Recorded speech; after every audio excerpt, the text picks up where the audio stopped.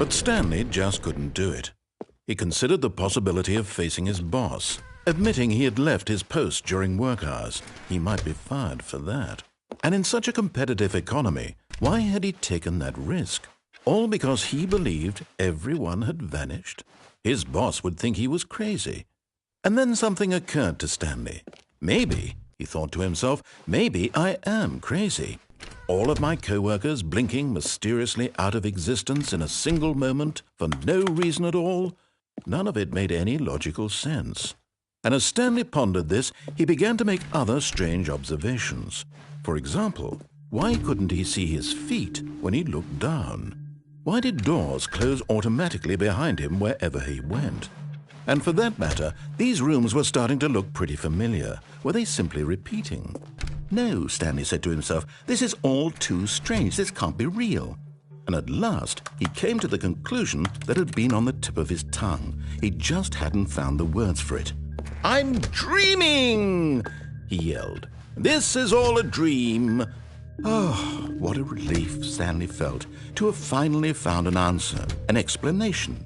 His co-workers weren't actually gone.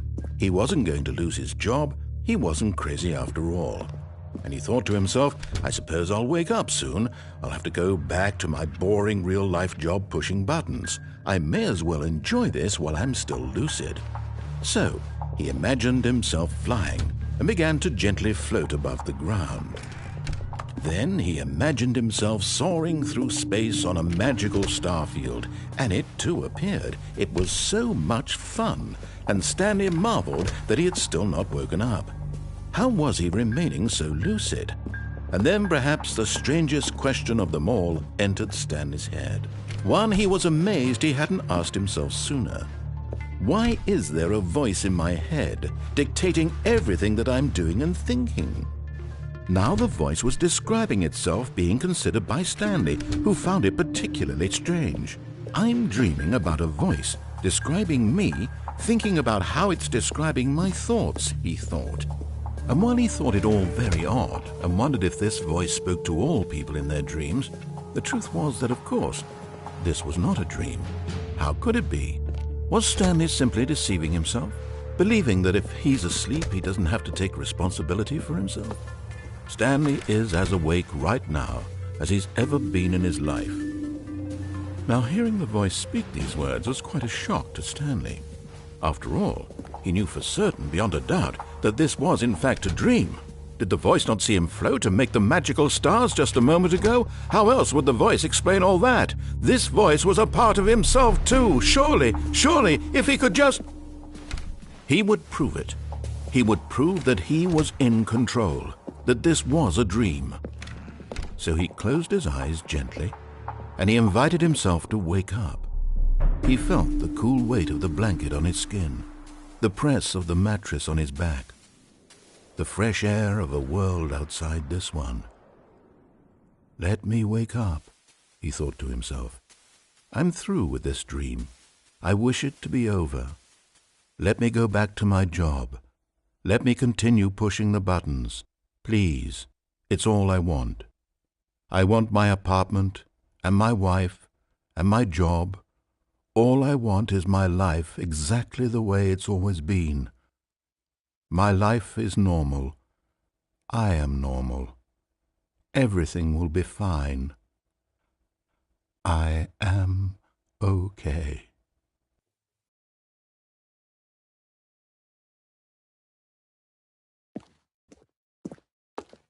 Stanley began screaming.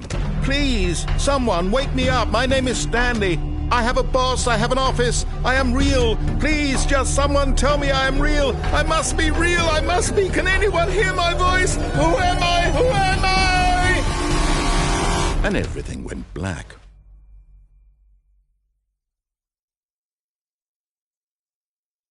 This is the story of a woman named Mariella. Mariella woke up on a day like any other. She arose, got dressed, gathered her belongings, and walked to her place of work. But on this particular day, her walk was interrupted by the body of a man who had stumbled through town talking and screaming to himself, and then collapsed dead on the sidewalk. And although she would soon turn to go call for an ambulance, For just a few brief moments, she considered the strange man. He was obviously crazy. This much she knew. Everyone knows what crazy people look like. And in that moment, she thought to herself how lucky she was to be normal. I am sane. I am in control of my mind. I know what is real and what isn't. It was comforting to think this, and in a certain way, seeing this man made her feel better. But then she remembered the meeting she had scheduled for that day, the very important people whose impressions of her would affect her career, and by extension, the rest of her life. She had no time for this, so it was only a moment that she stood there, staring down at the body. And then she turned and ran.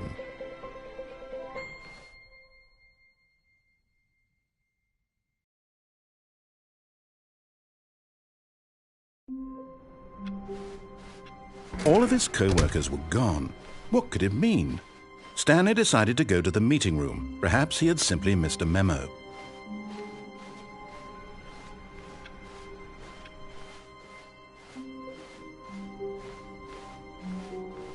When Stanley came to a set of 2 open doors, he entered the door on his left.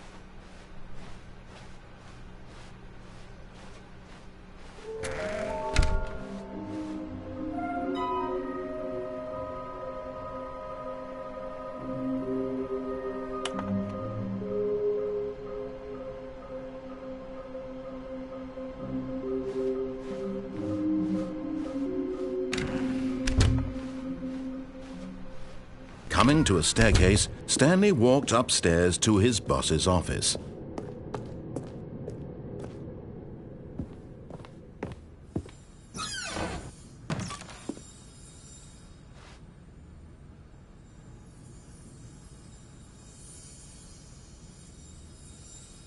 Another miniature Stanley figurine. This, there really must be a snappier name for these things. What about mini-stands? Stanley figs. What about Stanlerines? Yes, I think I like that. Another Stanlerine under your belt.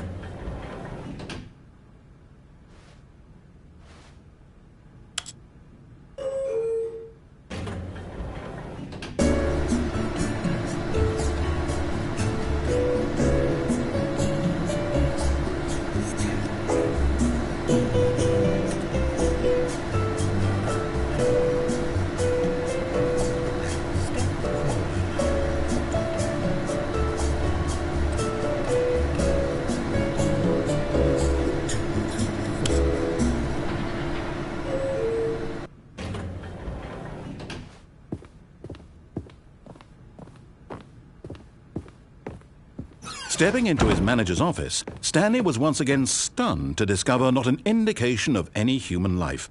Shocked, unraveled, Stanley wondered in disbelief who orchestrated this. Stanley was in such a rush to get through the story as quickly as possible, he didn't even have a single minute to just let the narrator talk. That kind of anxiety isn't healthy, so he relaxed for a few moments with some calming New Age music.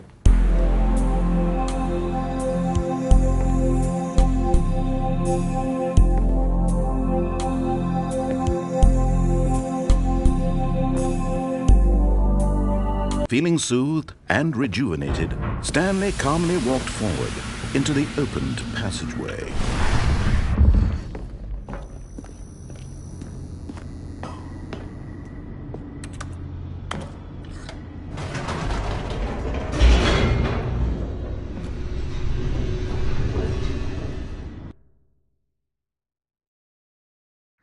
Descending deeper into the building, Stanley realized he felt a bit peculiar.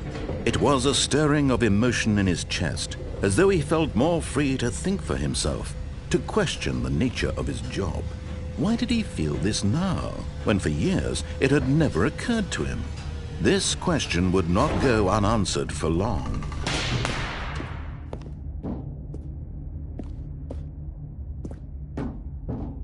Stanley walked straight ahead through the large door that read Mind Control Facility.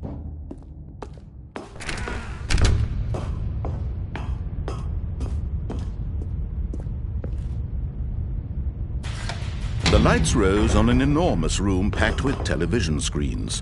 What horrible secret did this place hold? Aha! You've made it to the bottom of the Mind Control Facility. Welcome! You see, back when the Stanley Parable first launched in 2013, getting to the bottom of the Mind Control Facility was a bug that we simply didn't catch during development. And you all sent us lots of photos of it on Twitter and acted very superior about it. And you're all very, very clever. Good for you. Anyway, when it came time to update the game, we knew that we had to do something about this little goof of ours. So here you go. New content. You can call it the bottom of the mind control room ending, if that enhances your perception of the value of these updates. Isn't that what you crave? New content? Always more content, more content, more. And I'm here to give it to you. I'm here to make it seem like we really covered every nook and cranny of the game, with secrets and Easter eggs. How about this? We wrote a new piece of music just for this section. You won't hear it anywhere else in the game. It's a secret that's just for you. That's how special you are. We call this track, Good Job You've Made It to the Bottom of the Mind Control Facility. Well done.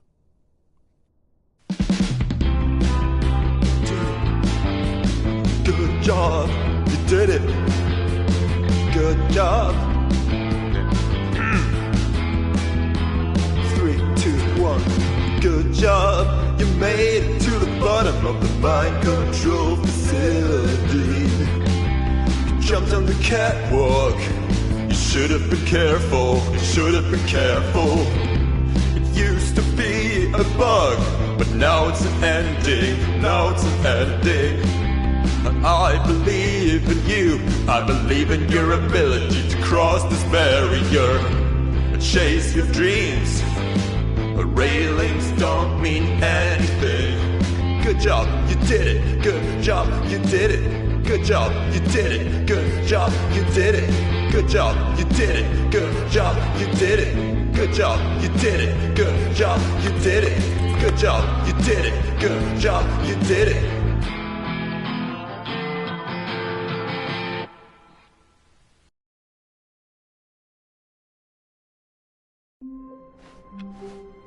All of his co-workers were gone. What could it mean? Oh, please. Are you really just doing this for the trophy? Click a door 5 times? Is that all you think a trophy is worth? No. I can't just give these merits away for such little effort. A measly 5 clicks? Now, suppose you were to click the door 20 times. I would say that's the kind of effort that warrants recognition. I have to say, I'm still not feeling the satisfaction of witnessing true effort for a noble cause. Perhaps 50 clicks will do it. Yes, almost certainly 50 clicks.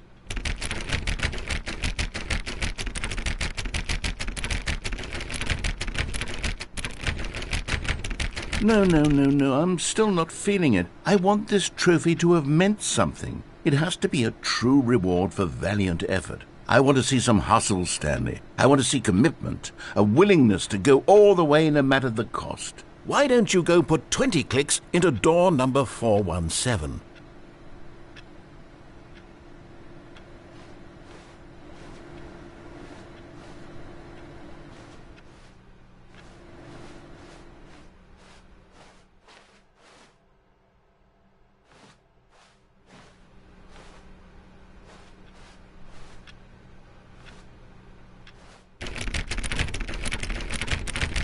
Oh, great. Now, go click a few times on door 437.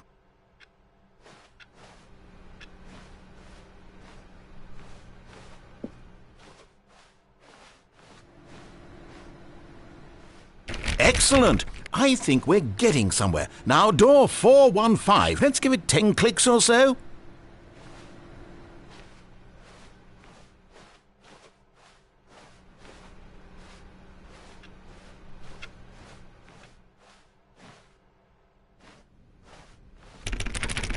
Now, back to door number 437.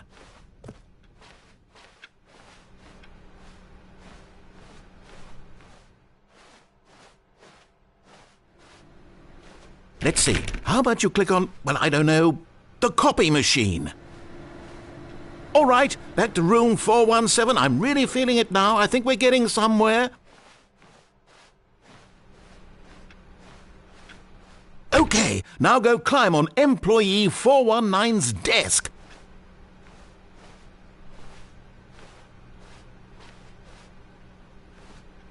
Yes! This is great! You're putting it all on the line, Stanley. I like that. All right, let's keep it up. Go give me a few clicks on door 416.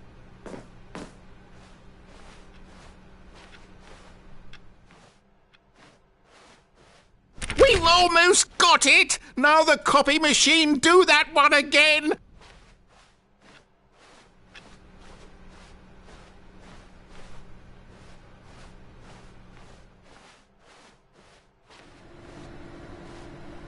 Finish it off, Stanley! 5 clicks on door 430!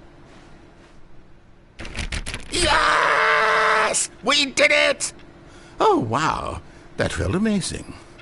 Oh, you really earned it, Stanley. Nothing could hold you back. Yes, I'm very proud of how far we've come today. The confusion and the chaos all seemed to melt away as Stanley embraced the bucket. Stanley clutched the bucket tightly to his... This was not the correct way to the meeting room, but Stanley had felt the bucket calling to him, telling him that the employee lounge was simply the place to be.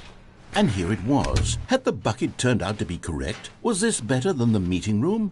Yes, Stanley thought to himself. Yes, perhaps it truly was. How? No, never mind. The bucket was wrong. Stanley took the door on his left to go back to the meeting room. No, said the bucket. don't go to the meeting room. Go somewhere else. The cargo lift, yes.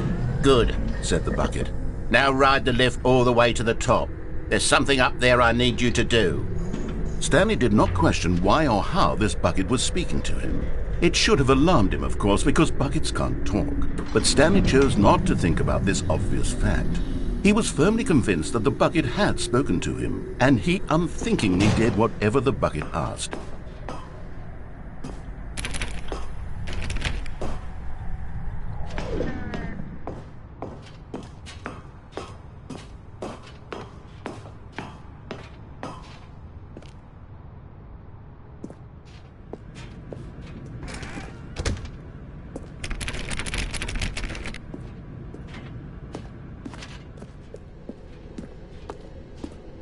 No, stop. Look there on the wall. You see, there's a sign right there. It says, "No buckets past this point." Stanley, how could you think it was okay to bring the bucket here? Unless, what if the problem is that you actually don't know what is a bucket and what isn't a bucket? I suppose that would explain a lot about your behavior up to this point. Which, if that's true, well, my goodness, I think we have to do something about it. This misunderstanding could have dire consequences on the entire rest of the game if not addressed quickly and properly. So much of the impact of the story is dependent on your understanding of what is and isn't a bucket. Please, step in here for a moment.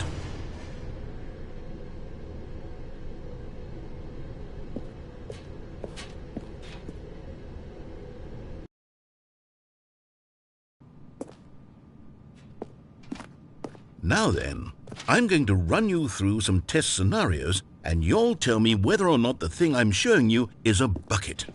Simple enough, right? This should tell us everything we'll ever need to know about what is or is not a bucket. Okay, let's begin. Item 1. Is this a bucket? Incorrect. It is a hologram of a bucket, not an actual bucket.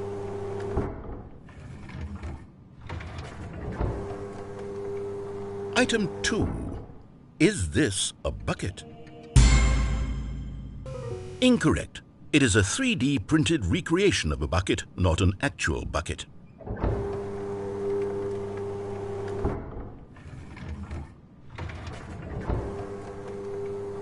Item 3. Is this a bucket? Incorrect. This is a bucket.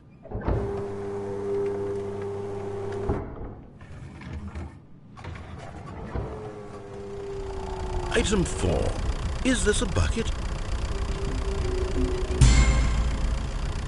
What? Are you hallucinating? This is a tractor. It's an enormous machine that tills the earth. I thought this was a gimmick. How on earth did you manage to screw it up? Absolutely incredible. Let's just move on to the next one.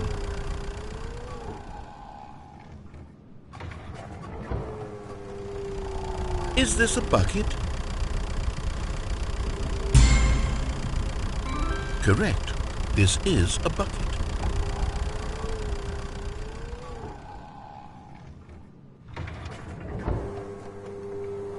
Item 6. Is this a bucket? Trick question. Both. Gotcha.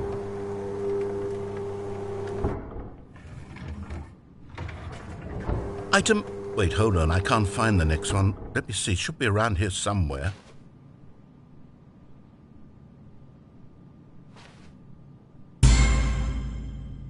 Okay, you and I both know there isn't anything here. And I don't appreciate the implication that nothing is a bucket when we both clearly know that a bucket is something, and therefore nothing could possibly be something.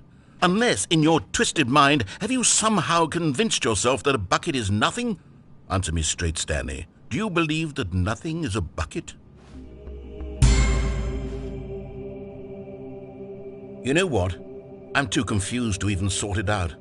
I've lost all sense of perspective. What is a bucket? What isn't a bucket? Mere moments ago I could answer these questions with confidence, and yet now I'm somewhat adrift. Do any of us know what a bucket is? Am I a bucket? Stanley, I can't keep doing this. I'm losing myself, and myself was all I ever had to begin with. I'm afraid the bucket is threatening to tear our relationship apart. I can't have that. I'm sorry. But I'm going to erase all buckets from the game entirely. Okay, here we go.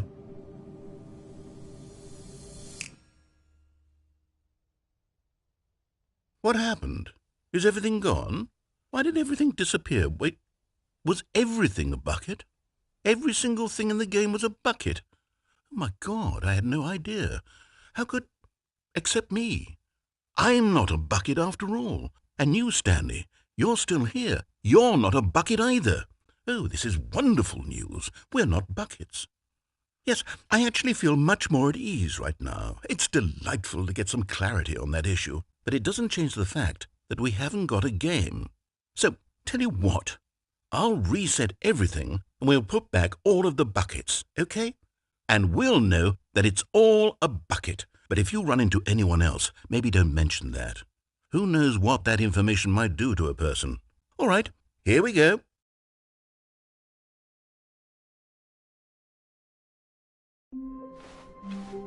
All of his co-workers were gone. What could it mean? Stanley decided to go to the meeting room. Perhaps he had simply missed a memo.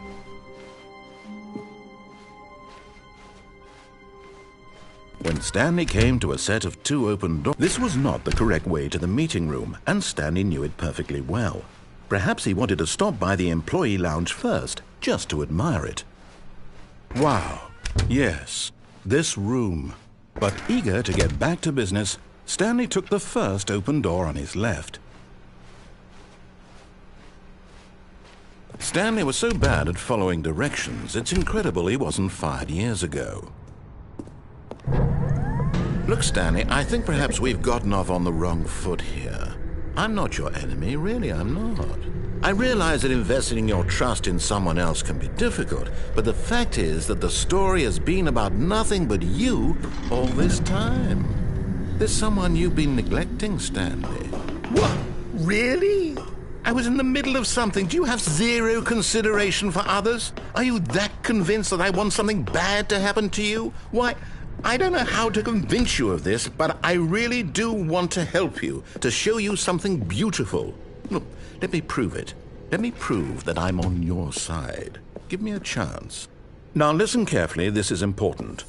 Okay, I'm going back to the name of these little Stanley figurines, and now I'm torn between Stanlerines and Figlies. What do you think, Stanley? What name better encapsulates the intrinsic sense of happiness that you get from seeing a small number in the corner of your screen go up by 1? Let me sit on it. I'm sure it will come to me.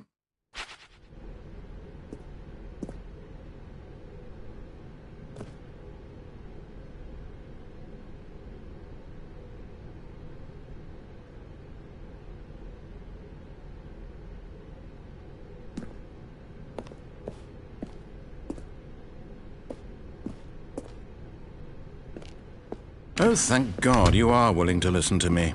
Do you see that I really have wanted you to be happy all this time? The problem is all these choices. The two of us always trying to get somewhere that isn't here. Running and running and running, just the way you're doing right now. Don't you see that it's killing us, Stanley? I wanted to stop. We would both be so much happier if we just stopped. And I think I have a solution. Here, let me show you.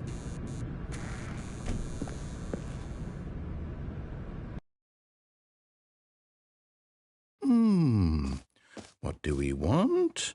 What are we looking for?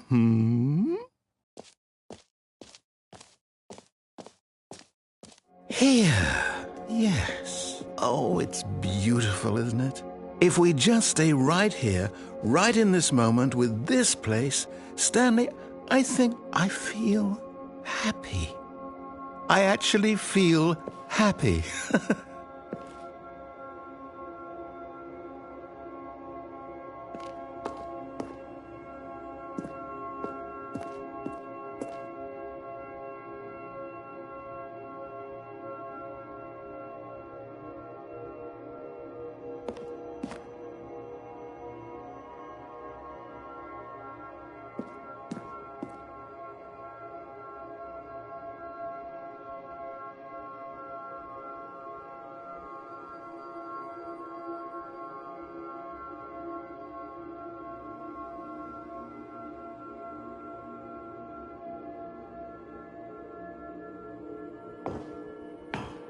No, wait.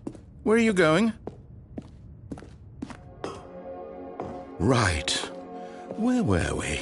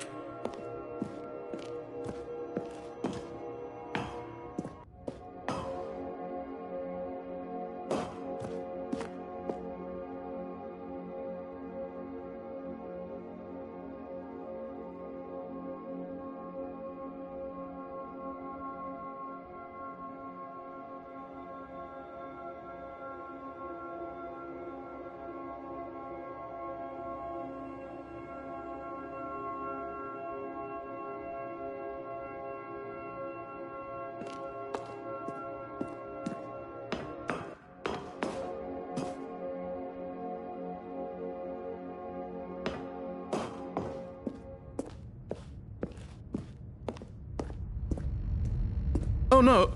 Stay away from those stairs. If you hurt yourself, if you die, the game will reset. We'll lose all of this. Please, no, Stanley, let me stay here. Don't take this from me. Please, Stanley, think of... No! Oh, thank God you lived. You had me worried there for a moment. Now, no, what are you doing, Stanley? Please, I'm asking you not to take this away from me. I can't go back to what I was before. If you die, we'll both go back. Why are you doing this?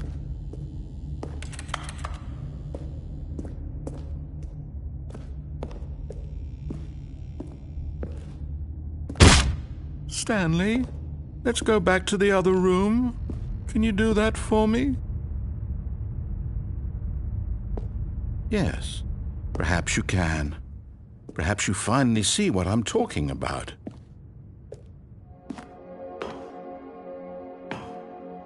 I know you'll see that we can't be happy if we leave this place. You can see that, can't you?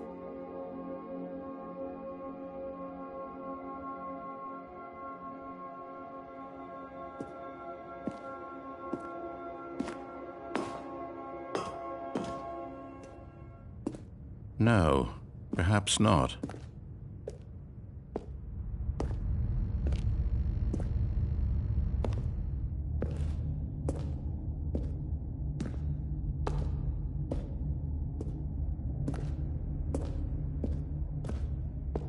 My God, is this really how much you dislike my game?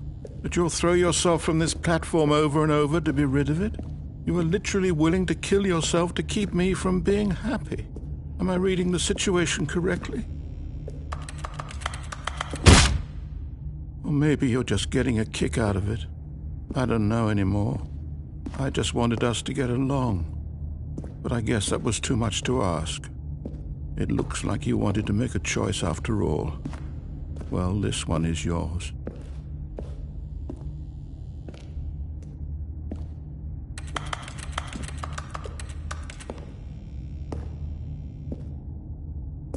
Is it over?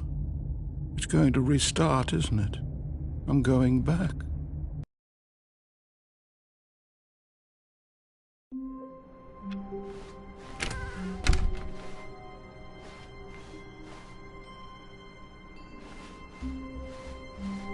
When Stanley came to a set of 2 open doors, he entered the door on his left.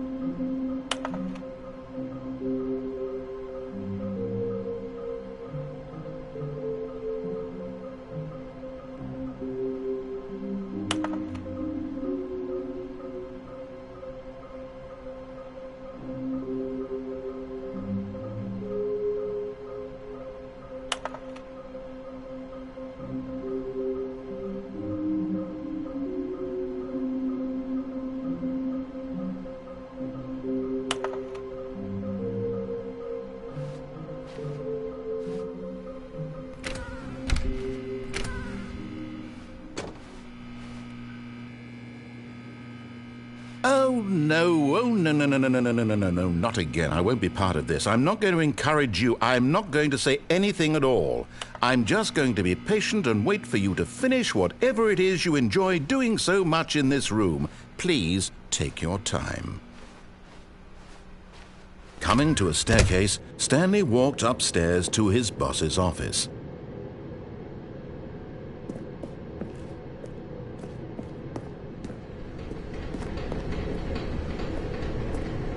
But Stanley just couldn't do it. He considered the possibility of facing his boss, admitting he had left his post during work.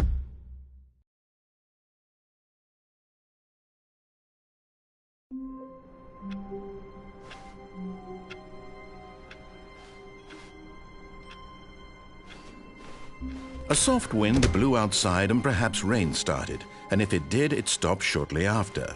Stanley hoped that he would one day see weather. When Stanley came to a set of 2 open doors, this was not the correct way to the meeting room, and Stanley knew it perfectly well. Perhaps he wanted to stop by the employee lounge first, just to admire it. The lounge was sublime, a work of art. But eager to get back to business, Stanley took the first open door on his left.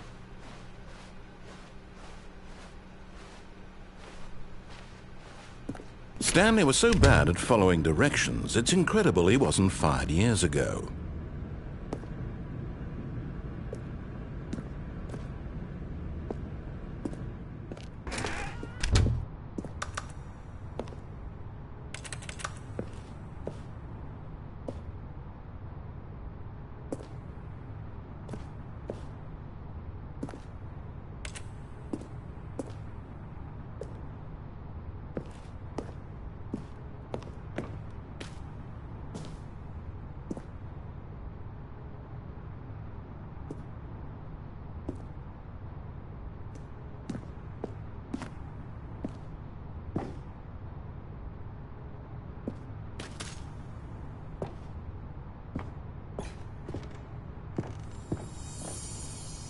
You're getting close now, Stanley. You've nearly gotten all of the Figler Anlarines. Very soon, you'll collect the last one, and then the first number will equal the second number, and that will be it.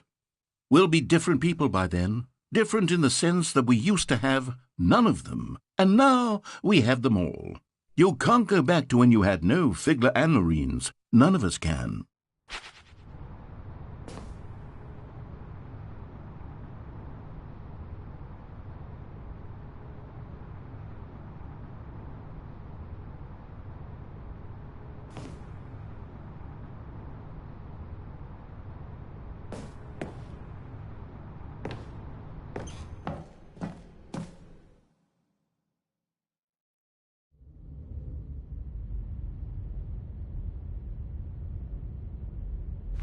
Stanley had now gotten himself so far off the beaten path that it seemed the office had begun. So far off the beaten path that it seemed the office had begun. So far off the beaten path that it seemed the office had begun. So far off the beaten path that it seemed the office had begun. So far off the beaten path that it seemed the office had begun. So far off the beaten path that it seemed the office had begun. So far off the beaten path that it seemed the office had begun. So far off the beaten path that it seemed the office had begun. So far off the beaten path that it seemed the office had begun. So far off the beaten path that it seemed the office had begun. So far off the beaten path that it seemed the office had begun. So far off the beaten path that it seemed the office had begun. So far off the beaten path that it seemed the office had begun. So far off the beaten path that it seemed the office had begun. So far off the beaten path that it's...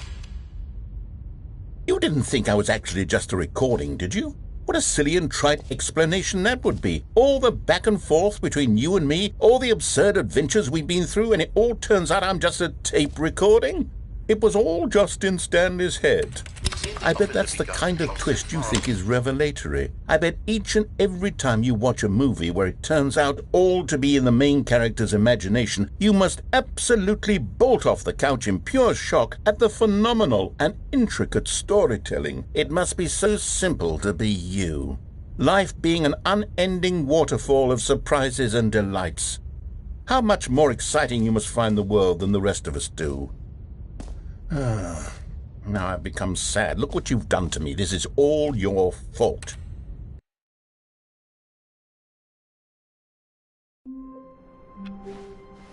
Already this was uncomfortable, and Stanley decided that as soon as he found a new space he felt safe in, that he would never leave it again in his life. When Stanley came to a set of 2 open doors, he entered the door on his left.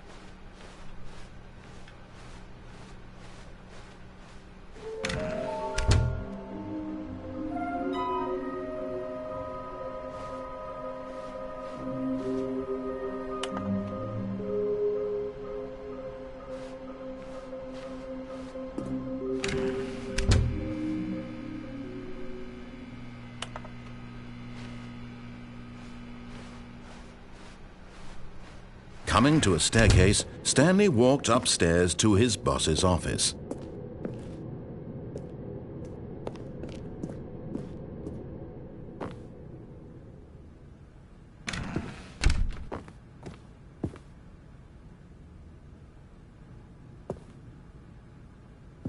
Okay, I think we all know the drill by now. Blah, blah, blah. Dark secrets, the keypad. Stanley pushes some buttons. Oh, hey, look, it's a new passageway. Quelle surprise.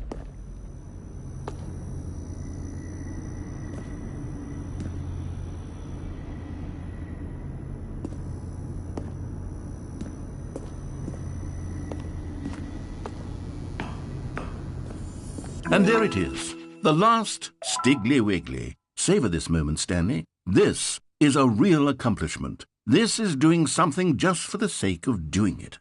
Where so many people expect to be rewarded for the most trivial achievements, you've insisted that a job well done is its own reward. I would tell you that I'm proud of you for collecting them all, but that would be like a reward, and we can't have that. So, instead I'll just say, it's done. We're all done here. And now we can go to whatever the hell you were doing before you hunted for figurines.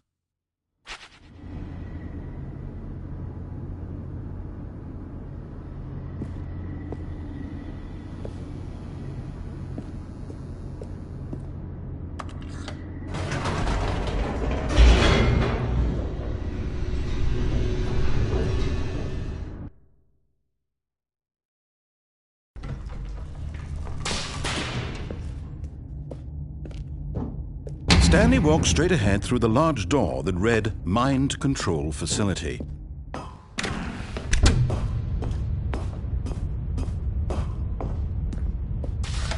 The lights rose on an enormous room packed with television screens. What horrible secret did this place hold? Stanley thought to himself. Did he have the strength to find out?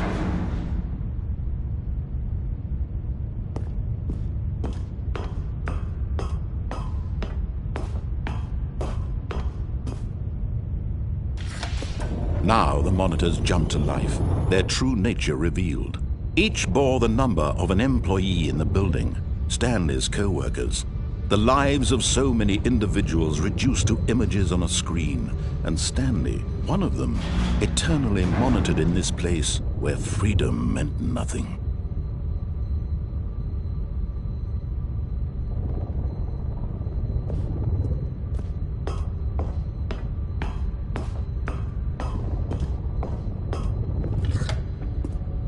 This mind control facility, it was too horrible to believe. It couldn't be true.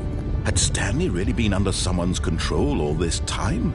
Was this the only reason he was happy with his boring job? That his emotions had been manipulated to accept it blindly?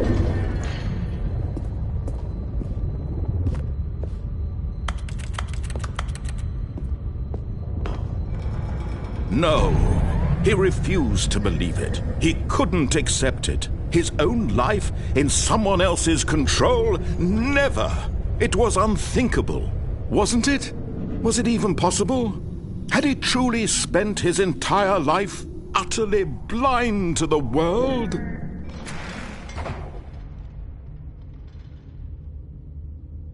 But here was the proof. The heart of the operation. Controls labeled with emotions. Happy, or sad, or content. Walking, eating, working, all of it monitored and commanded from this very place. And as the cold reality of his past began to sink in, Stanley decided that this machinery...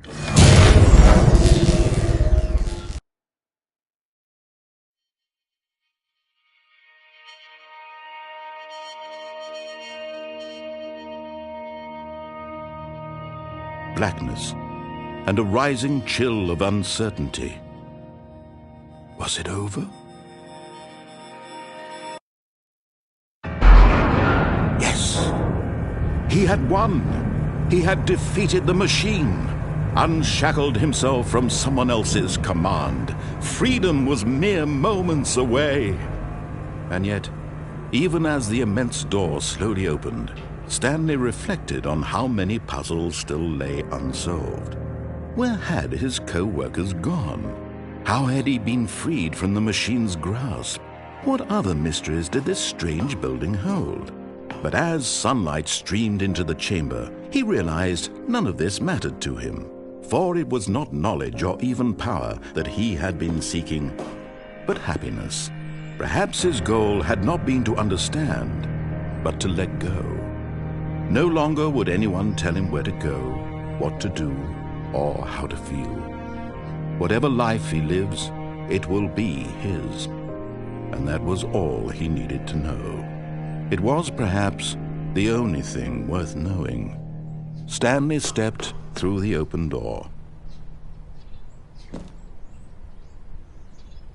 Stanley felt the cool breeze upon his skin, the feeling of liberation, the immense possibility of the new path before him. This was exactly the way, right now, that things were meant to happen.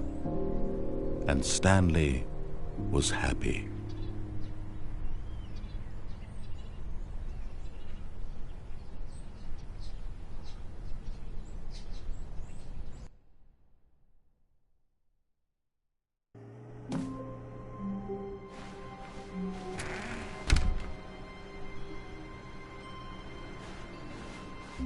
Stanley, I'm sorry, but I have to put a pause on things. It's those figurines, those figglers.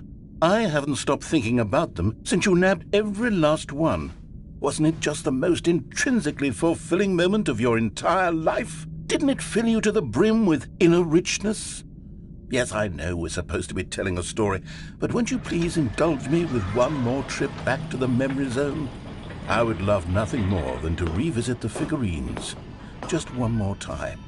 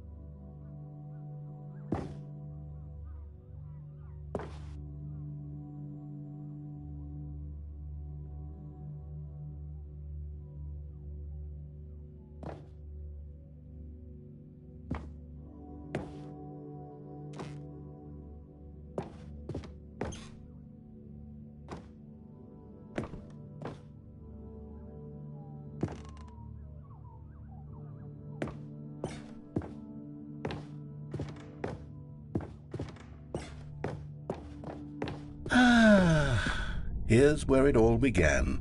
The first collectible. Back then, we had no idea of how many of them we'd find. Sure, it said 6 right there on the screen, but how could we know for certain? We were so innocent. We'll never be like that again, Stanley.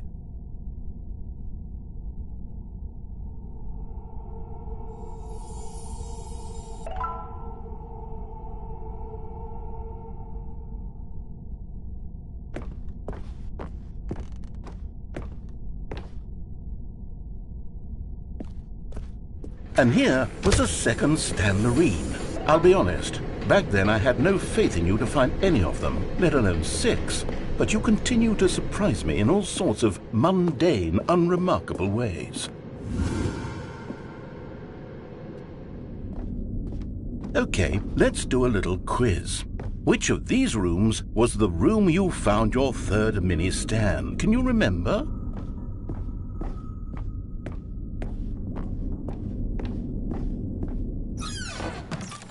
Hey, that's exactly right. It was here in the boss's bathroom. It was the third one. You picked it up, and then after that, you had 3 of them. I'm glad these moments are so crystal clear in your memory, but I shouldn't be surprised. After all, science tells us that it's impossible to forget your third time doing anything. Let's see, what came next? Oh yes, we found a Figley in this pink room.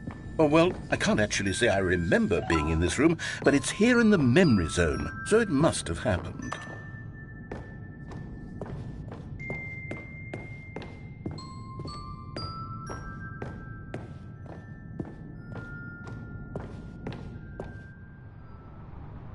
This was the 5th mini Stan, and this one was really something special. It was in the warehouse. I remember it so clearly. In fact, because this one is particularly special to me, I made a little video to commemorate the occasion. Enjoy.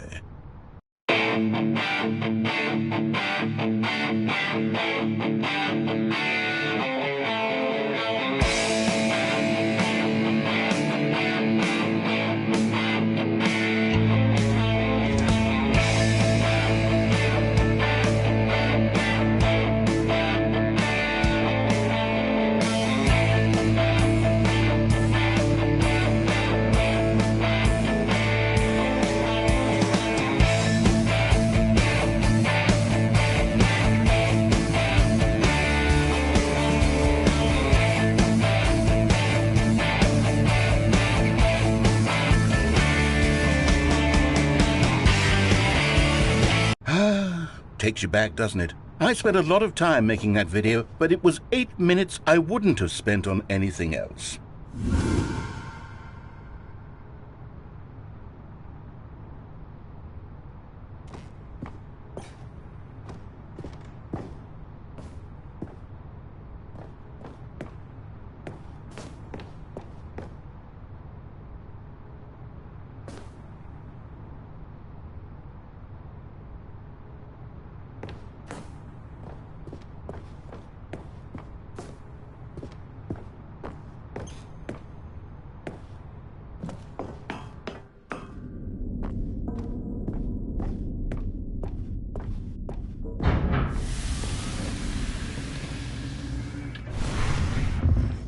And then, Stanley, then we came to the last collectible, the final figurine, right here behind the boss's office. This memory is the most distinct and clear in my mind, perhaps because it was the one that happened more recently than all the others. Who can truly say how the mind works? All I know is that this is the moment where you picked up a Figley and I thought to myself, yes, that's all of them. They're all collected. It was a moment unlike any other. Except for the other moments picking up figurines, which it was exactly like.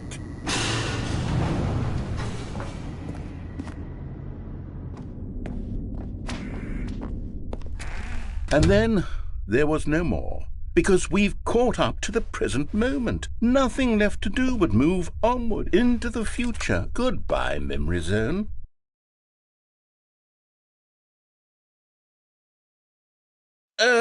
No, I'm not done. I'm not ready to move on. Stop the loading screen. Isn't there some way we can stay here, keep enjoying these figurines? Let's just go backwards. We'll do the memory zone again from the opposite direction. See how that feels. Okay, yes, the back of the boss's office. I remember this. I must say, of all the figurines we looked at in our initial tour of the memory zone, this one is the most distinct and clear in my mind. Let's keep going. I want more.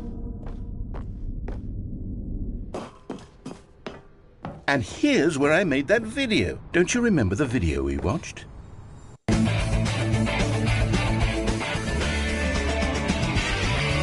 Yes, I love that video.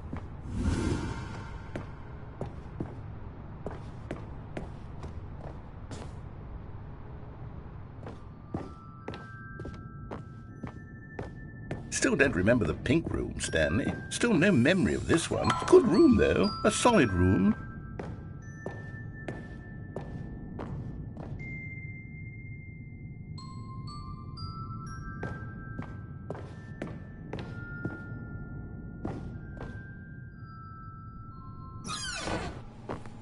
These really were a treat to hunt down. You know, if there had been any kind of reward for finding all of these, it really would have neutered the intrinsic joy of collecting them. I'm very glad we resisted the temptation. Next one.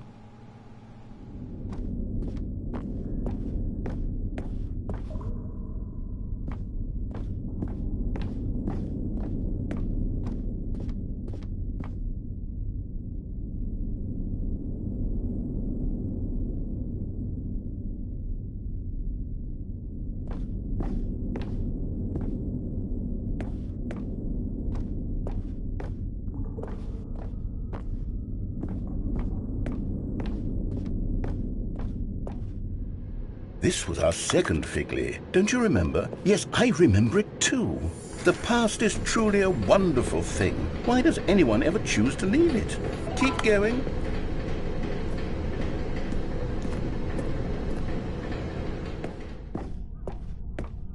This is it, the very first one we found in the exhibit where I introduced you to the Figlarines. Oh, I want more memories, Stanley. I want to keep going. What else is there? What came before this?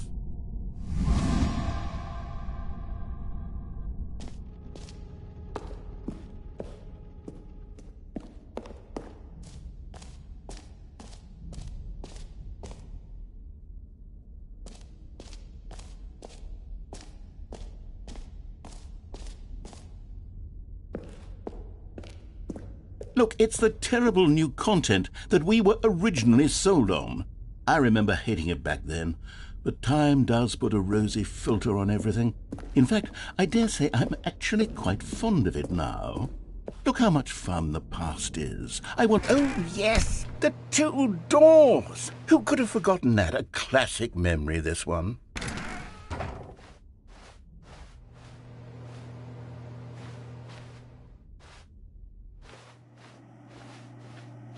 And before everything else, there was your office. Is there anything else? Was there something that came before your office? There's something I feel I can remember. I can remember. Yes, I'm remembering something now. I remember before this whole story got started. Back then I was different. I used to make big decisions. I was passionate. I was skeptical. I weighed each decision with profound thoughtfulness. And then somewhere along the way, I stopped making decisions. I became lazy, and I came up with a character named Stanley to do my thinking for me. He would make the decisions. He would decide which way to go. I would cheer him on as he collected figurines for no reason. Why did I invent Stanley? Was I lonely? Yes, perhaps that's it. Perhaps I needed to imagine I had companionship.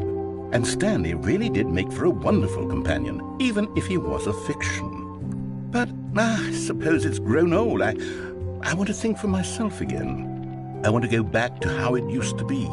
Yes, I can be on my own again. I can do it. I'll be stronger this time. I'll take care of myself. I don't need Stanley anymore. Oh, but he truly was so much fun to play with. You know what? Since we're in the memory zone, how about one more good memory? Let's go back just once and give Stanley one more run of the office, and then I'll retire him for good. I did enjoy telling his story so very much. Okay, here we go. This is the story of a man named Stanley.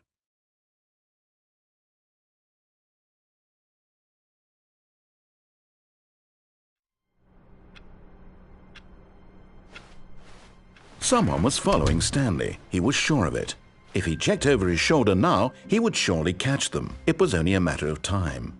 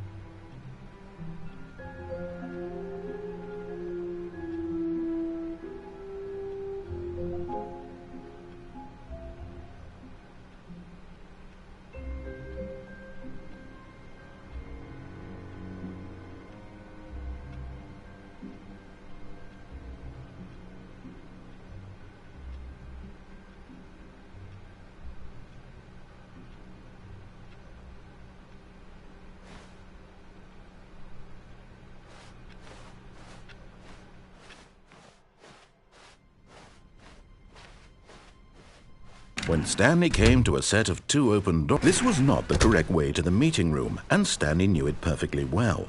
Perhaps he wanted to stop by the employee lounge first, just to admire it.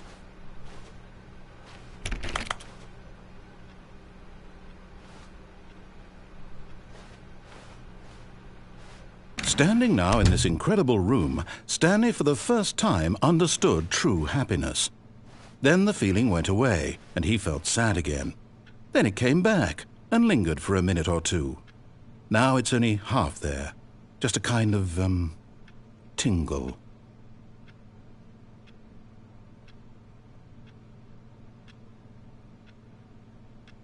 Yes, really, really worth it being here in the room. A room so utterly captivating that even though all your co-workers have mysteriously vanished, here you sit looking at these chairs and some paint. But eager to get back to business, Stanley took the first open door on his left. And so he detoured through the maintenance section, walked straight ahead to the opposite door, and got back on track.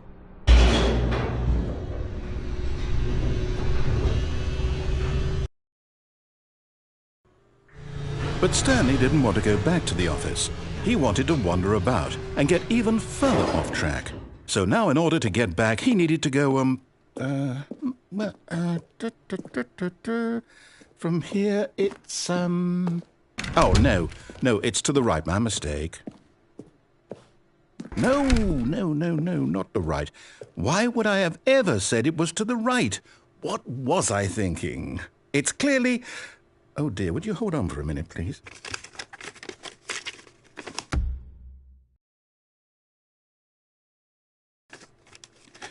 Now, let's see. We went down, right, left, down, left, right. Yep, okay, yes. I've got it now. This story is absolutely, definitely this way.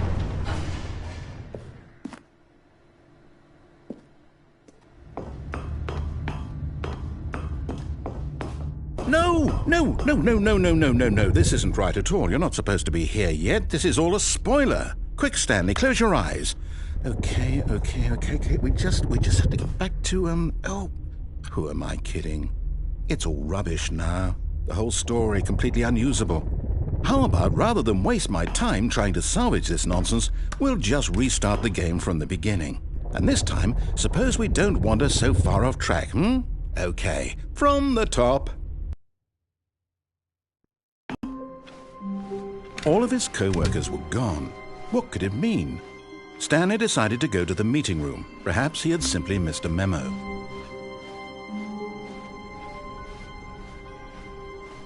When Stanley... Wait, what? No, I restarted. I swear I definitely restarted the game over, completely fresh. Everything should be... Oh, did something change? Stanley, did you change anything when we were back in that room with all the monitors? Did you move the story somewhere or... Hold on. Why am I asking you? I'm the one who wrote the story. It was right here just a minute ago. I know for sure that it's here somewhere. Okay, then. It's an adventure. Come, Stanley.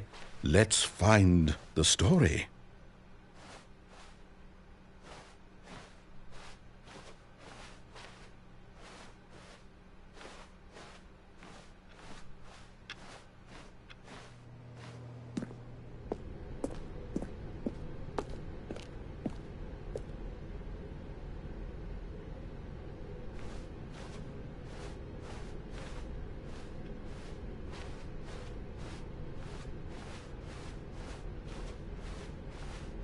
I'll say it. This is the worst adventure I've ever been on. I can promise you there definitely was a story here before. Do we need to restart the game again?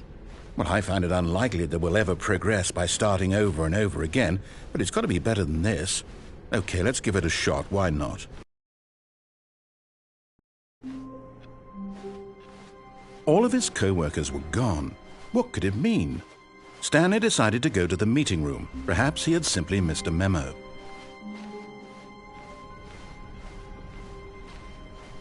Okay, yep, it's worse. I might be remembering this wrong. It's possible the story is back where we just came from. Why don't we go back the other direction and see if we missed anything?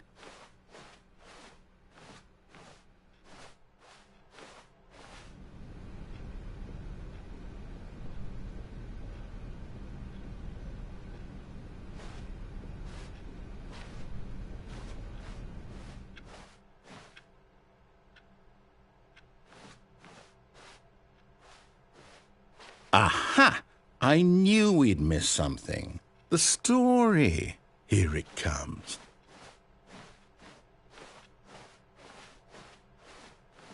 No, wait, never mind. Not the story. Okay, let's head back the other way and retrace our steps.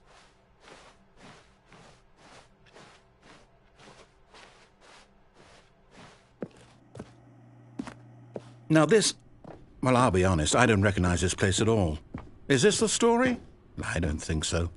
I can't quite recall, but I believe my story took place in an office building. Is that correct? Do you remember, Stanley? Well, do you know what?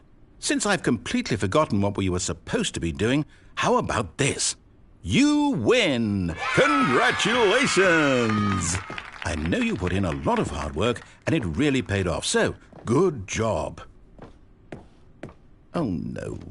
No, I don't feel right about this at all. We both know you didn't put in any actual work for that win. Some people win fair and square, and this was not one of those situations. Okay, I'm getting weirded out by whatever this place is. I don't care what might happen this time. I have to restart. All right, I've got a solution. This time, to make sure we don't get lost, I've employed the help of the Stanley Parable Adventure Line. Just follow the line. How simple is that?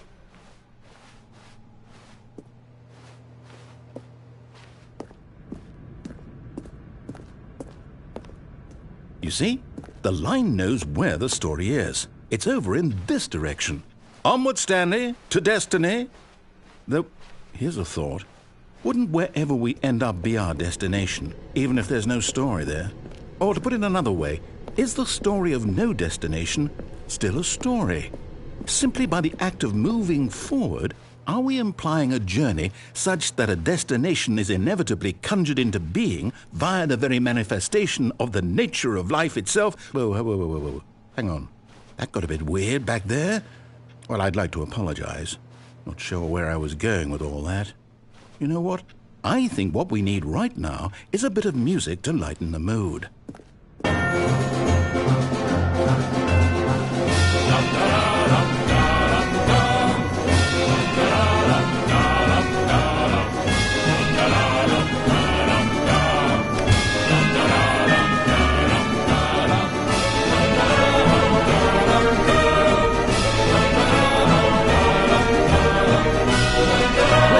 Cut the music, go back and look at that fern.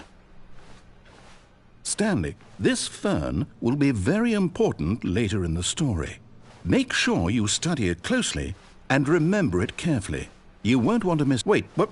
We're back at the office? No. Line, you do know we're looking for the Stanley Parable, right? The story? Is any of this... Oh, no, not again. Line, how could you have done this to us? And after we trusted you, after everything we've been through, you... Oh, I can't take this anymore. To hell with it. Restart.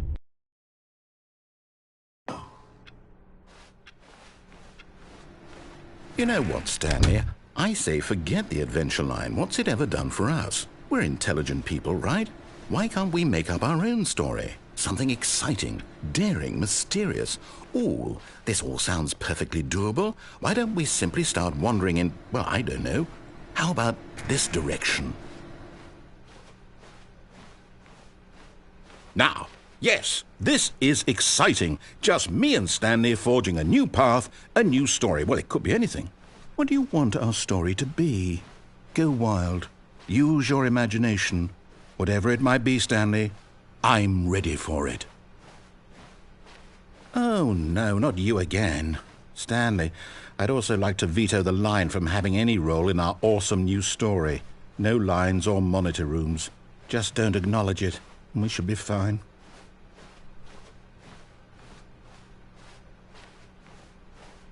Ah, a choice. We get to make a decision. From here, the story is in our control. How important we mustn't squander the opportunity. In fact, I believe I need a minute to think here. Just walk in circles for a minute. Okay, so I know that each door has to lead somewhere, which means that somewhere at the place where we're trying to go, there must be a reverse door that leads here. And that in turn means that our destination corresponds with the counter-inverted reverse door's origin. So starting from the right, let us ask, will taking the right door lead us to where we're going? And since the answer is clearly yes, then by all accounts, the door on the right is the correct one. Another victory for logic. Come, Stanley, our destiny awaits.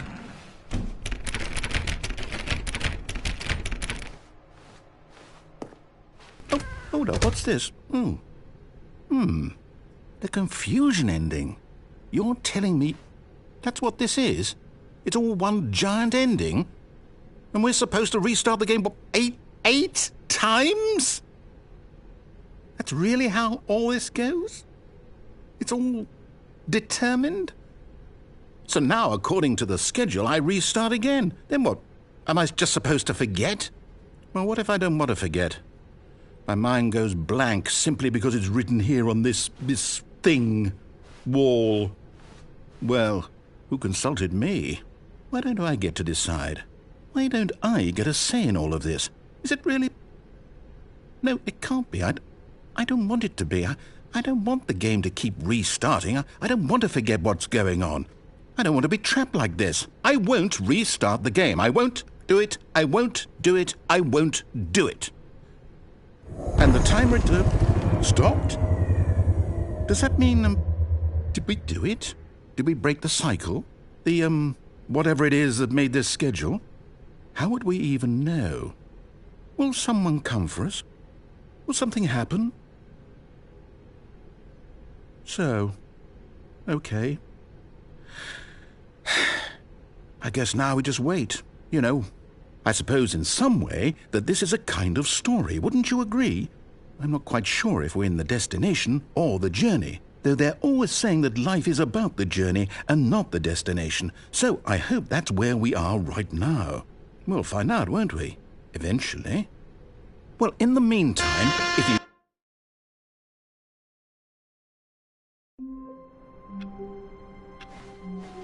All of his co-workers were gone. What could it mean? Stanley decided to go to the meeting room. Perhaps he had simply missed a memo.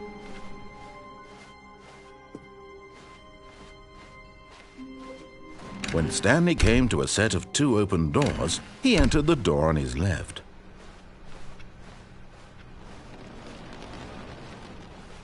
Yet there was not a single person here either. Feeling a wave of disbelief, Stanley decided to go up to his boss's office, hoping he might find an answer there.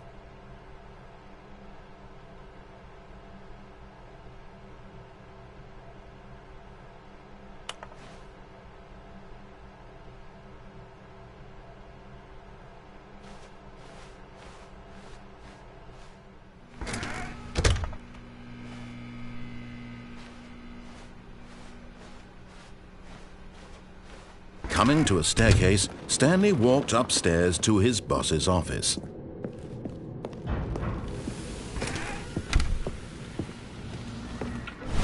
Here's the door, just go.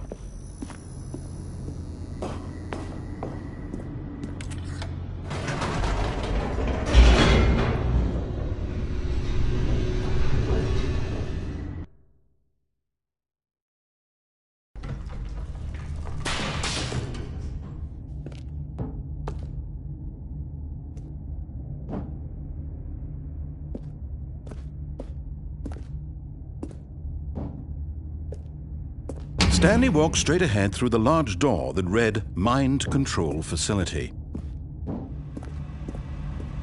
Although this passageway had the word Escape written on it, the truth was that at the end of this hall, Stanley would meet his violent death.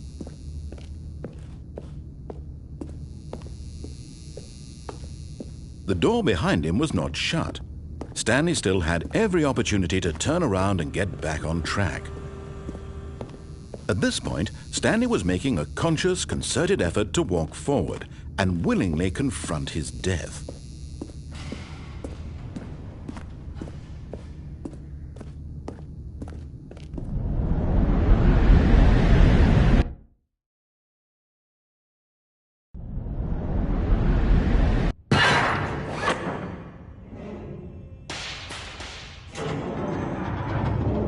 As the machine whirred into motion and Stanley was inched closer and closer to his demise, he reflected that his life had been of no consequence whatsoever. Stanley can't see the bigger picture. He doesn't know the real story, trapped forever in his narrow vision of what this world is. Perhaps his death was of no great loss, like plucking the eyeballs from a blind man. And so he resigned and willingly accepted this violent end to his brief and shallow life. Farewell, Stanley.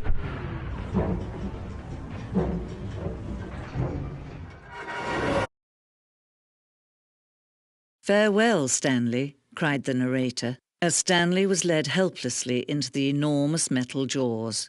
In a single visceral instant, Stanley was obliterated as the machine crushed every bone in his body, killing him instantly.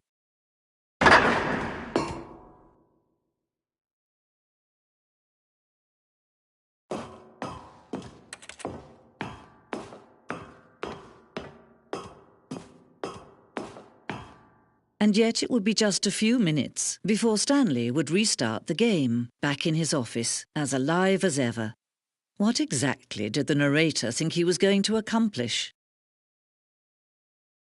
When every path you can walk has been created for you long in advance, death becomes meaningless, making life the same.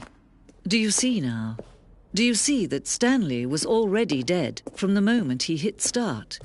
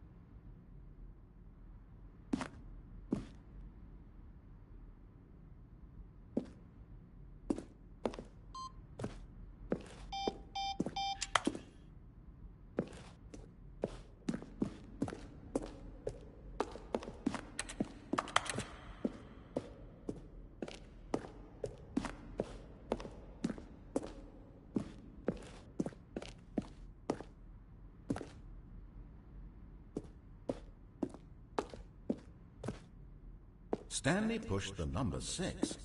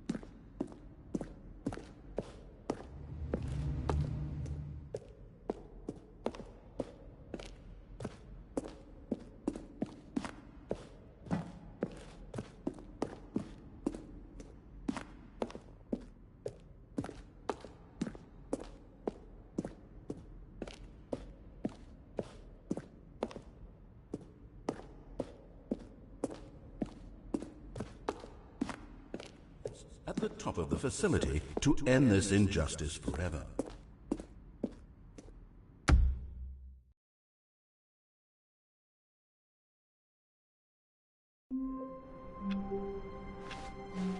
Stanley decided to go to the meeting room to check on his co-workers. He never functioned well by himself and constantly needed support and guidance from others, so the thought of total solitude was terrifying to him. When Stanley came to a set of 2 open doors, he entered the door on his left.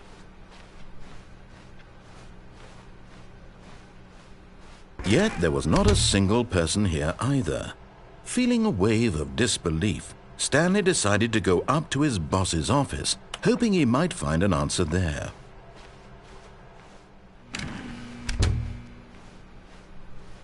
Coming to a staircase, Stanley walked upstairs to his boss's office.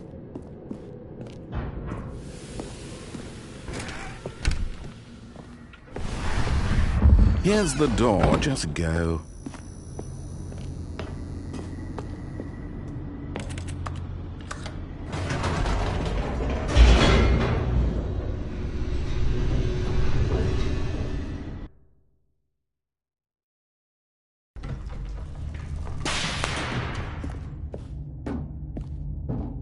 Stanley walked straight ahead through the large door that read Mind Control Facility.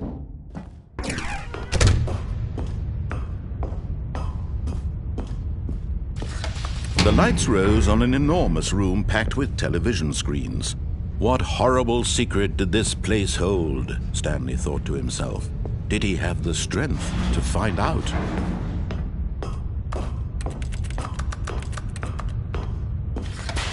Now the monitors jumped to life, their true nature revealed. Each bore the number of an employee in the building, Stanley's co-workers.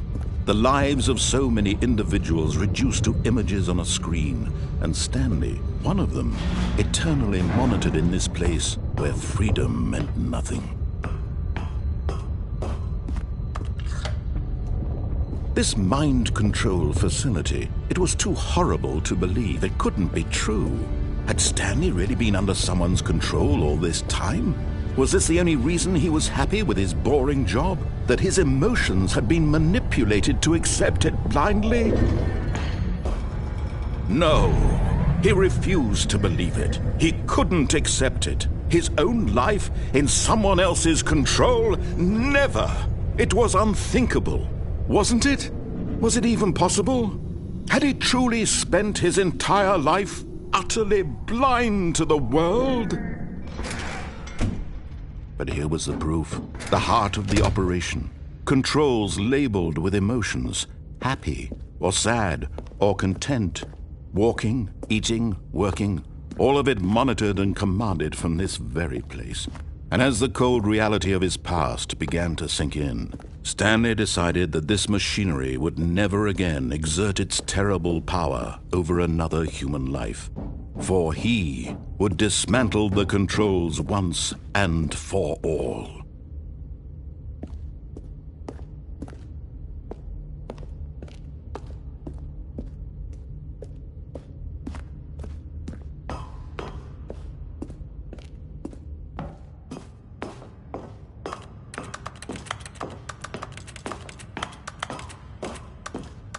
And when at last he found the source of the room's power... Oh, Stanley, you didn't just activate the controls, did you? After they kept you enslaved all these years, you go and you try to take control of the machine for yourself. Is that what you wanted? Control? Oh, Stanley, I applaud your effort, I really do. But you need to understand, there's only so much that machine can do. You were supposed to let it go, turn the controls off, and leave. If you want to throw my story off track, you're going to have to do much better than that. I'm afraid you don't have nearly the power you think you do. For example, and I believe you'll find this pertinent, Stanley suddenly realized he had just initiated the network's emergency detonation system. In the event that this machine is activated without proper DNA identification, nuclear detonators are said to explode, eliminating the entire complex. How long until detonation then? Let's say, 2 minutes. Ah, now this is making things a little more fun, isn't it, Stanley? It's your time to shine. You are the star. It's your story now. Shape it to your heart's desires. Oh, this is much better than what I had in mind. What a shame we have so little time left to enjoy it. Mere moments until the bomb goes off. But what precious moments each one of them is. More time to talk about you, about me, where we're going, what all this means. I barely know where to start. What's that? You'd like to know where your co-workers are? A moment of solace before you're obliterated? All right, I'm in a good mood. You're going to die anyway. I'll tell you exactly what happened to them. I erased them. I turned off the machine. I set you free. Of course, that was merely in this instance of the story. Sometimes when I tell it, I simply let you sit there in your office forever, pushing buttons endlessly and then dying alone. Other times, I let the office sink into the ground, swallowing everyone inside, or I let it burn to a crisp. I have to say this, though, this version of events has been rather amusing. Watching you try to make sense of everything and take back the control wrested away from you, it's quite rich. I almost hate to see it go. But I'm sure whatever I come up with on the next go-around will be even better. My goodness, only 34 seconds left. But I'm enjoying this so much. You know what? To hell with it. I'm going to put some extra time on the clock, why not? These are precious additional seconds, Stanley. Time doesn't grow on trees. Oh dear me, what's the matter, Stanley? Is it that you have no idea where you're going or what you're supposed to be doing right now? Or did you just assume when you saw that timer that something in this room was capable of turning it off? I mean, look at you. Running from button to button, screen to screen, clicking on every little thing in this room. These numbered buttons, no, these colored ones, or maybe this big red button, or this door. Everything, anything, something here will save me. Why would you think that, Stanley? That this video game can be beaten? Won? Solved? Do you have any idea what your purpose in this place is? Stanley, you're in for quite a disappointment. But here's a spoiler for you. That timer isn't a catalyst to keep the action moving along. It's just seconds ticking away to your death. You're only still playing instead of watching a cutscene because I want to watch you for every moment that you're powerless. To see you made humble. This is not a challenge. It's a tragedy. You wanted to control this world, that's fine. But I'm going to destroy it first, so you can't. Take a look at the clock, Stanley. That's 30 seconds you have left to struggle. 30 seconds until a big boom and then nothing. No ending here, just you being blown to pieces. Will you cling desperately to your frail life, or will you let it go peacefully? Another choice. Make it count. or don't. It's all the same to me, all a part of the joke. And believe me, I will be laughing at every second of your inevitable life from the moment we fade in until the moment I say, happily ever after.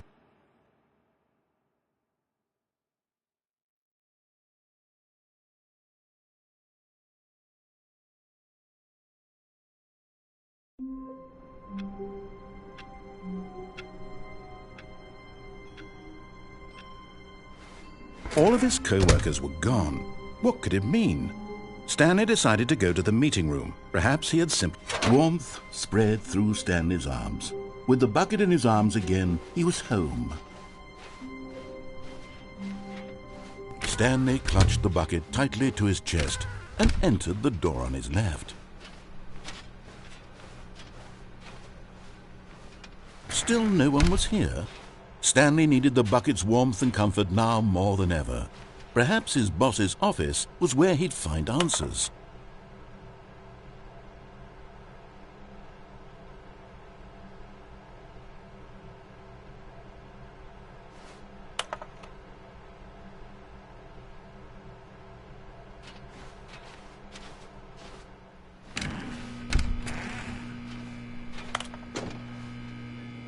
Oh, Stanley, can you feel it? The broom closet. It wants the bucket. You can feel that, can't you? The aura of jealousy? It's as clear as day. This broom closet believes it deserves the bucket. I can really feel it now.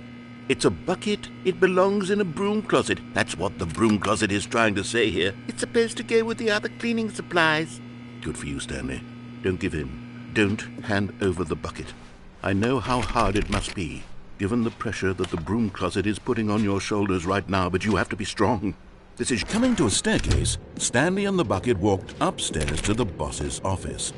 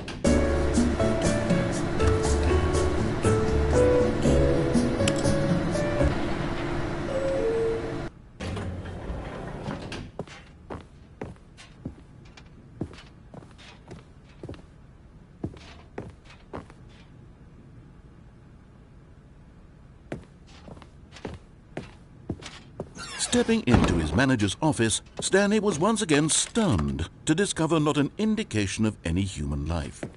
Crushed by the weight of this revelation, Stanley may have broken down into an emotional dumpster fire if not for the soothing presence of the bucket.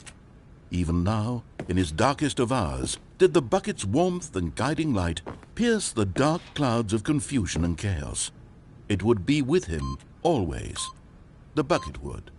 And he knew. But Stanley guessed the correct code by sheer luck. Was it that the bucket knew all along? Was the bucket guiding him? Yes, this is certainly the most logical explanation.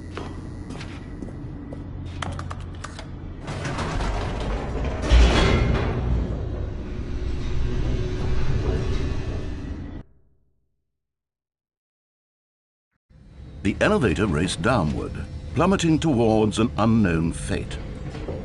It would be all Stanley could do to keep himself together, if not for the bucket. Soothing him, comforting him, reassuring that in this darkest moment of uncertainty, he would be all right. The bucket is here for you, Stanley. Everything will be fine. Stanley and the bucket walked straight ahead through the large door that read, Mind Control Facility.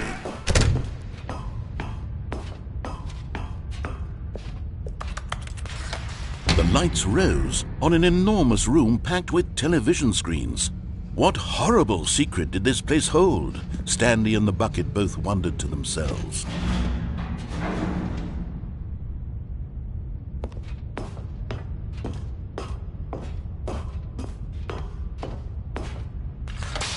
The monitors jumped to life, and Stanley nearly dropped the bucket in shock. Everyone in the office was being videotaped, monitored like guinea pigs. The bucket had never seen anything like this, and it very nearly burst into tears as Stanley cradled it gently, reassuring it that everything would be fine.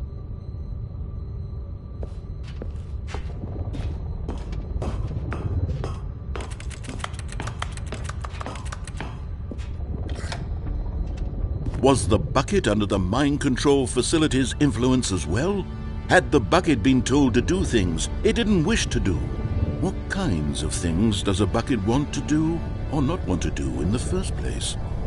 These questions raced furiously in Stanley's feeble mind.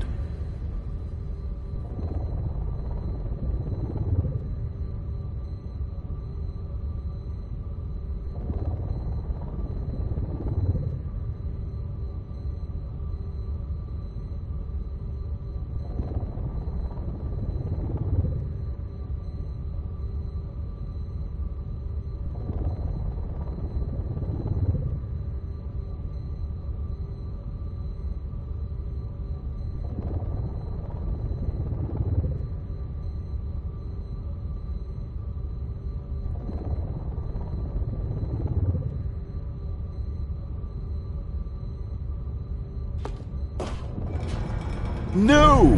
He screamed into the bucket. He couldn't accept it. His own life in someone else's control, never! He squeezed the bucket tighter. His one friend in the entire world. At this point, he could trust no one except for the bucket.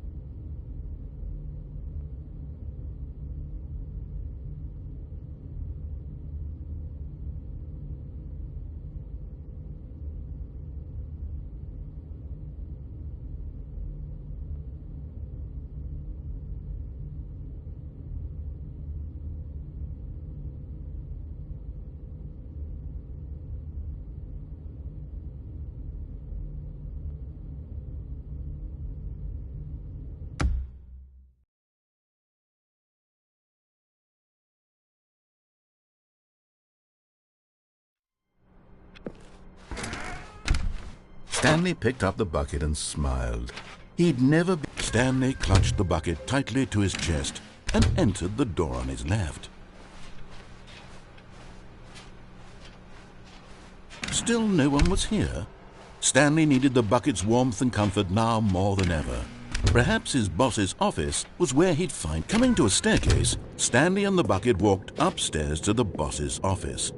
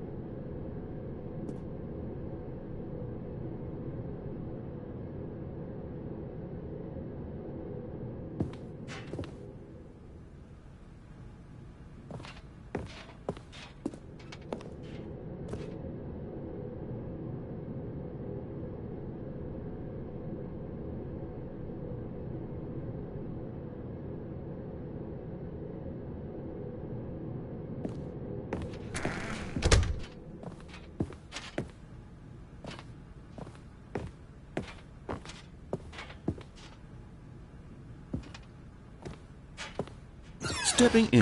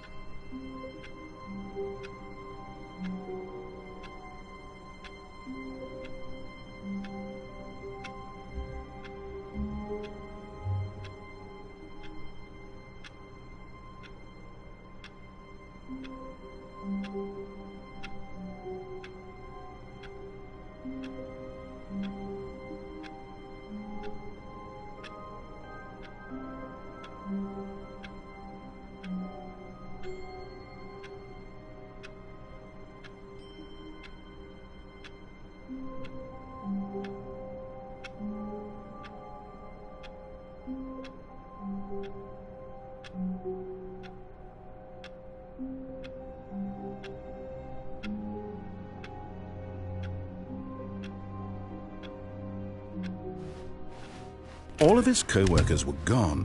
What could it mean? Stanley decided to go to the meeting room. Perhaps he had simply missed a memo.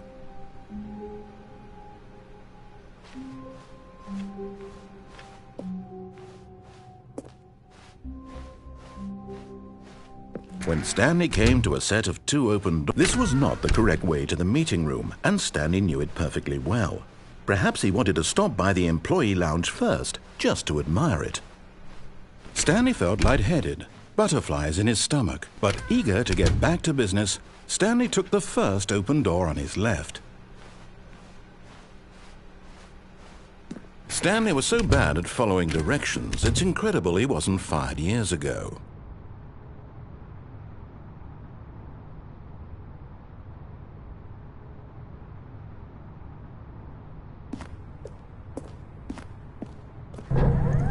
Look, Stanley, I think perhaps we've gotten off on the wrong foot here.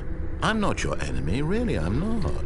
I realize that investing your trust in someone else can be difficult, but the fact is that the story has been about nothing but you all this time. There's someone you've been neglecting, Stanley. What? Really? I was in the middle of something. Do you have zero consideration for others? Are you that convinced that I want something bad to happen to you? Why, I don't know how to convince you of this, but I really do want to help you, to show you something beautiful. Look, let me prove it.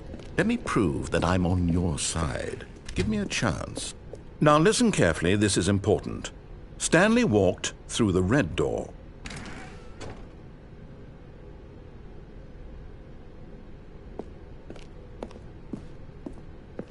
Aha, perhaps you misunderstood. Stanley walked through the red door. I still don't think we're communicating properly. Stanley walked through the red... All right, fine, go ahead, Stanley. You want to know so badly what's out there? You want to find out what lies at the end of this road you've chosen? Well, don't let me stop you.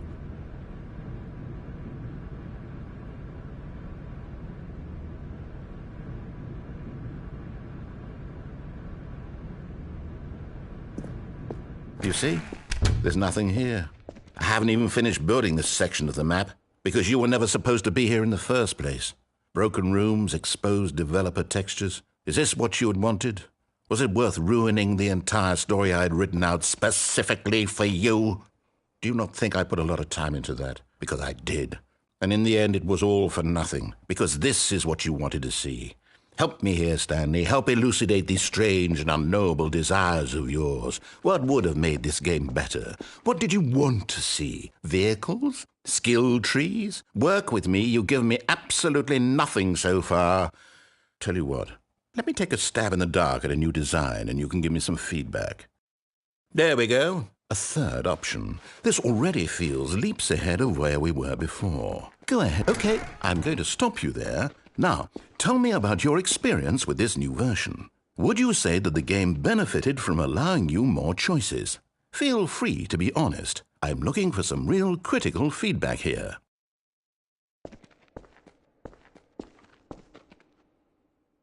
Okay, so we're getting somewhere. Clearly there's something here that speaks to you. If I can be honest here, I really don't have any idea where I'm going with this. This whole third door thing was just a stab in the dark. But I guess you're into it, so let's keep this party train rolling. Here, based on the data from your previous playthrough, I've compiled a new version. And to be perfectly candid, I think I've knocked it out of the park with this one. Let's take a look.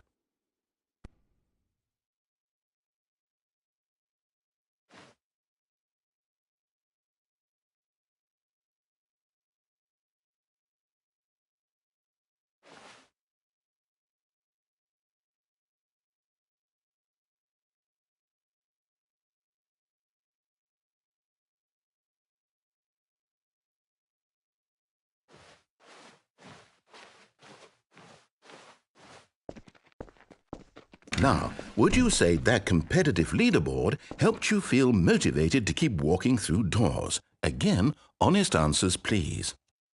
Hey, I nearly forgot. I've got a prototype of a new game I've been working on, and now would be a lovely opportunity to give it some playtesting. You wouldn't mind taking a look at it, would you? Perfect. Let me boot it up. In this game, the baby crawls left towards danger. You click the button to move him back to the right. And if he reaches the fire, you fail. It's a very meaningful game, all about the desperation and tedium of endlessly confronting the demands of family life. I think the art world will really take notice. But of course, the message of the game only becomes clear once you've been playing it for about 4 hours. So why don't you give it 4 hours of play to make sure it's effective? Be sure to keep notes on your experience.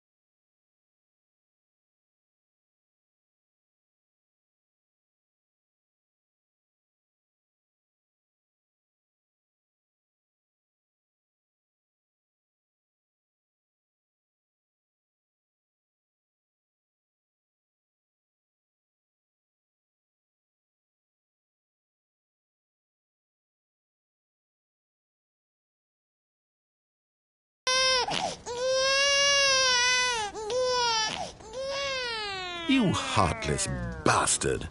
Did you do it because you hate babies or purely to spite me? Because if it's the latter, well, I don't know what to do. I'm completely out of ideas. I can't think of a single thing that might improve the experience for me. I'm not even going to try. I'm out. I'm done. It's over. Thank you for playing. Your input was extremely valuable. Oh, hey, since my game was so awful, why don't we play someone else's game, just to ease the pain? Let's see. What do we have here? Yes, this seems like it'll work. Let's give it a shot.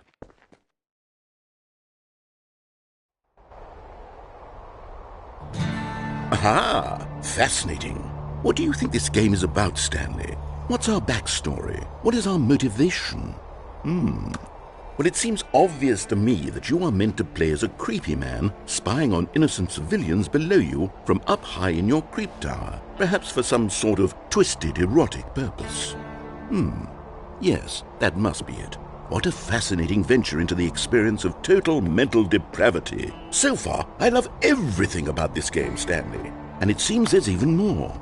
Come, let's venture outward and see what else is out there.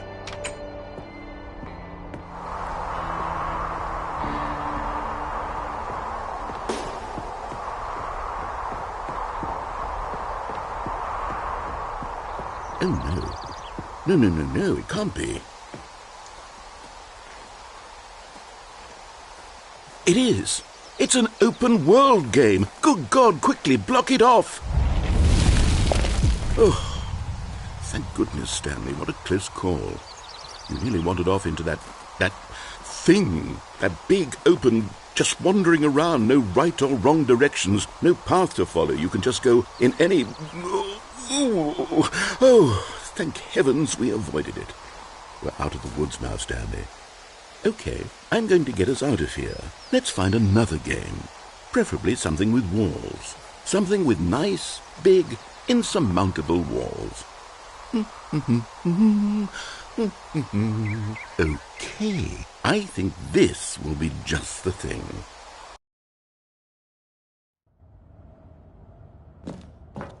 Wonderful. See, this is exactly what I had in mind. Just a nice big box for you to run around in. There isn't any possibility that you could get lost here. Now this is game design. Stanley, if you manage to get lost in this game, I will be phenomenally impressed. Okay, so what exactly do we do here? Let's see. There are lots of cars here in the back, but obviously there's no racetrack. Okay, I'm seeing that there's a ball of some kind back here. Is this game sports ball? Stanley, I think it's sports ball. Oh, what fun. We shall run the bases and do a touchdown together? Yes, I think surely we must. Okay, Stanley, here's the ball. Have fun.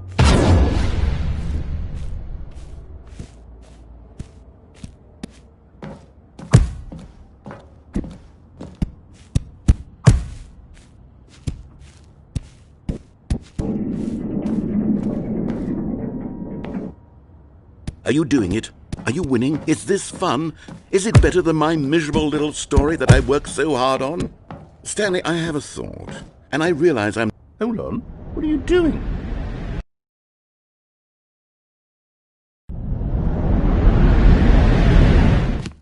Stanley, don't do that. I can't follow you there. I can't help you.